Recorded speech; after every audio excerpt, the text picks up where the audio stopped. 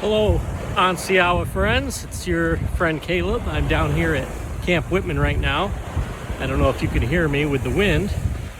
As some of you have heard, this is going to be our new home this year. And I figured I'd walk you through some of the projects that we're already starting to work on to get ready for you. So right now we're down at the lakefront. The lakefront here, it's very similar to Hovey, but one nice thing is if you look at these docks they've got here, they have pavilion docks, so you can sit under them even in the rain. Here's their boathouse. And one thing that's really cool about their lakefront is they have this nice gradual switchback road, which is a lot easier to get up the hill, nice and flat, easy for anyone who might have challenges walking. But then they also have a quick bypass stairway if you want to cut some of the trip off. And to show you how quick you can get down to the lakefront from the rest of camp, I'll walk up this stairway here and show you.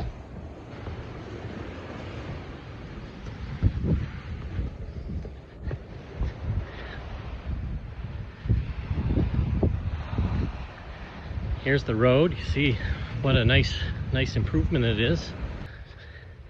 Couple-minute walk. Right up there is the main dining hall lodge. And right here, this campsite is called Maple. So that's where a couple of our units will be. And the new electric is going to be run right down this hill to the pump house there. And I said that it's a real blessing to us because this campsite here doesn't have any electric right now. So they are going to put a box right here in the woods for us.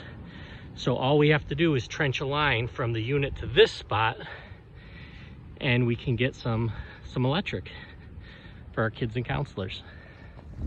Okay, here I am at the Maple site, a little closer for you to see.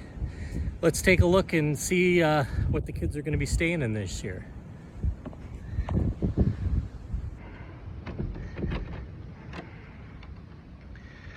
So instead of two-person tents like we're used to, we now have these cute little bungalows. They have 4 bunks, and they have little movable shelves that can go on the ground as tables. And so you got a rainstorm or something come in, and you got closable windows, which is really cool. Now some of these are flat to the ground, so if you had anybody with wheelchairs or with any other challenges, they could walk right in. You got other ones like this one that's got a little step up. One thing you'll notice is they don't have any pavilions in the unit.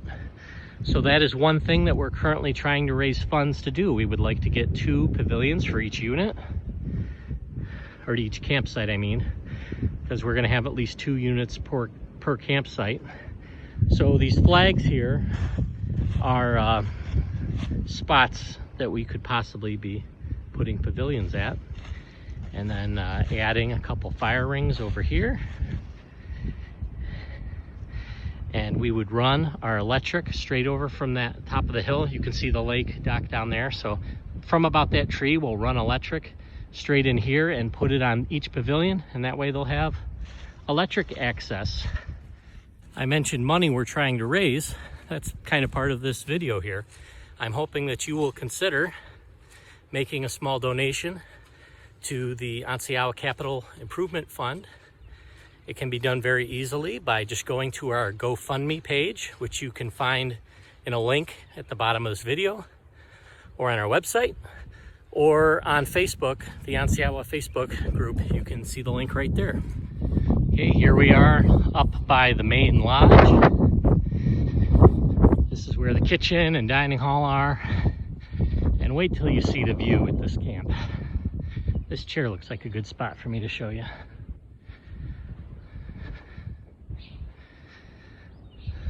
Beautiful view of Seneca Lake over the whole camp. There's the unit we just were.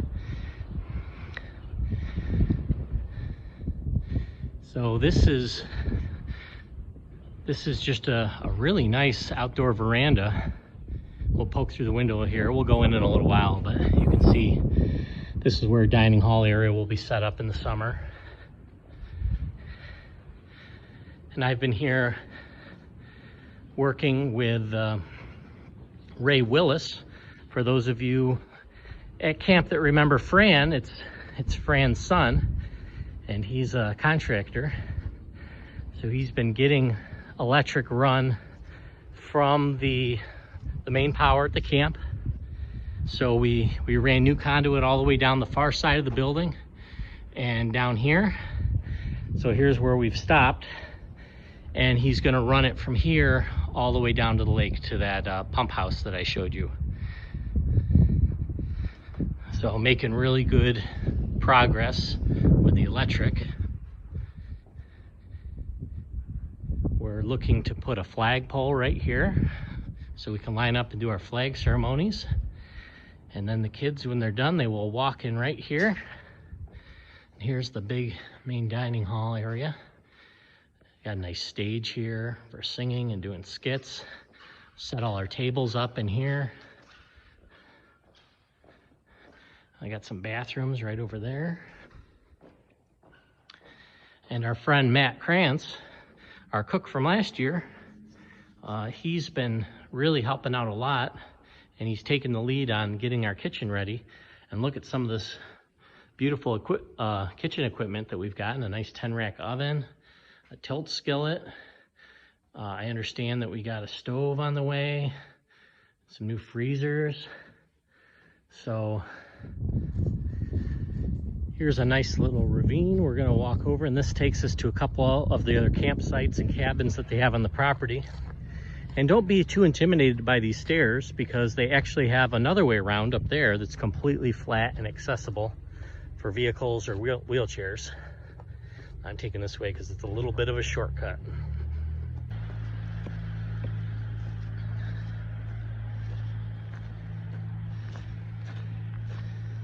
We come up to this building here. This cabin is the Arts and Crafts building. And this is a pretty important building for our capital improvement plans for running electricity to the units, because this building is what contains the sub panel for this half of camp.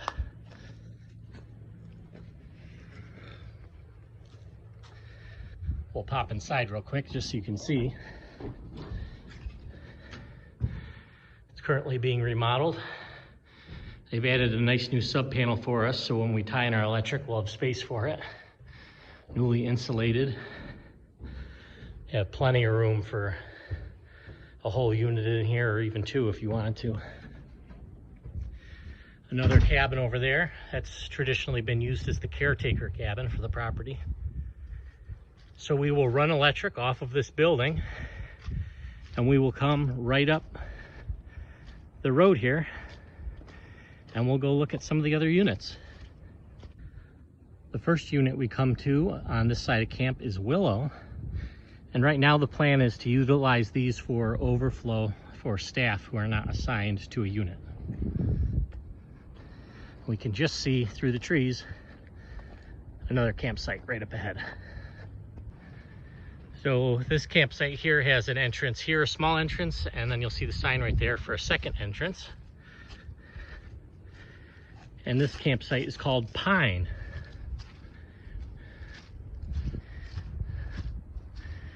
So you notice we have 6 cabins that can sleep 4 kids each. So this would be two of our units. And the electric we would run right up the road and in here, and put 2 pavilions, one in this area, one in this area, with electric to each.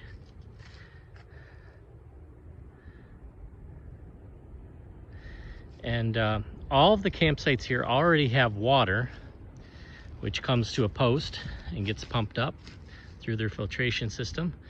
So the next, other than one, so this is where the water stops on this side of camp. So what we're going to do is tap into this water here and go around this brush here to the next campsite so that all of the main campsites have water access for our campers.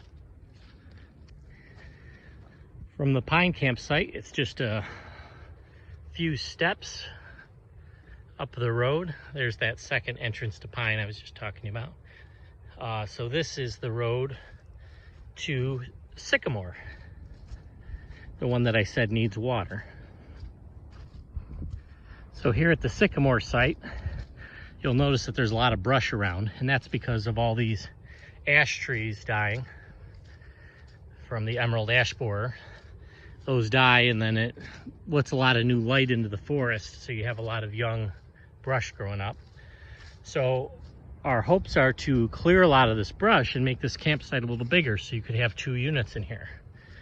So right now what we're hoping to do is clear this brush and add 2 more cabins from another campsite here that's not using them, and add a couple pavilions just like the rest, run some water and electric up the road, and then just like the other campsite, 2 units of 12 with 2 pavilions. Now these pavilions cost about $2,500 each, plus the cost of running the electric and the little bit of water line. So all of these things add up. We've had a lot of people step forward already on our GoFundMe page, which is already over $5,000. And we've also had quite a few checks being sent in. And we've also had a lot of Rotary clubs step up and commit to projects. All in all, we're hoping to raise $60,000 for these projects that I'm mentioning as we walk. And you know, that comes up as kind of a daunting amount of money to raise, but when you consider we have had tens of thousands of campers over the years, and parents of campers, and staff, and 4 counties of Rotary clubs, if we all just give a little bit, we should actually be able to come up with this money very easily.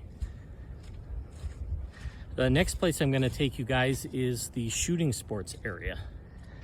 So I've just continued west up the road from the lake, past those 2 campsites, and we'll get to their shooting sports area.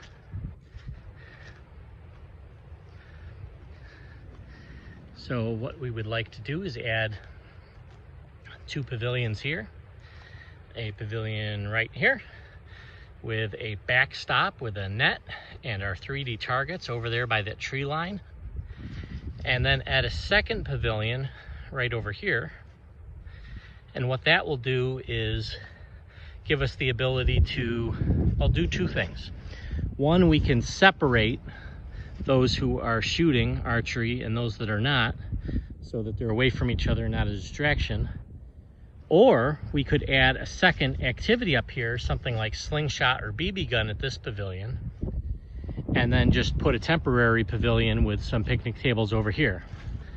So kind of a couple ideas going in there, but 2 pavilions one way or another, there and there. And that's something that we're hoping to get done before camp this summer. We've already got some Rotary clubs interested in donating pavilions, but we're also going to need benches, and we would also like to get a shed right up in here so that we can keep all our supplies just locked up for when we need it. So something that Whitman and Onsiawa could have both used together to keep all of our supplies in the same area.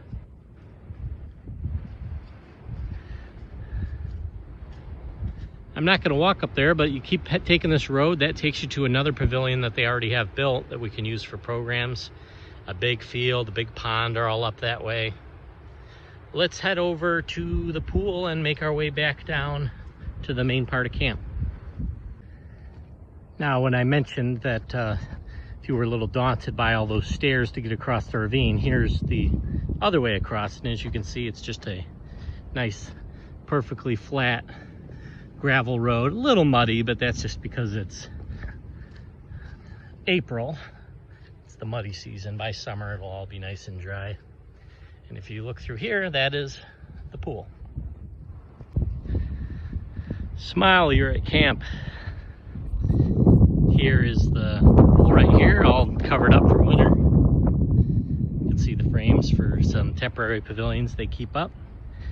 We have a really nice, the main road is paved, which makes it super easy for rolling wheelchairs or driving around on your golf carts. It's the shower house right here.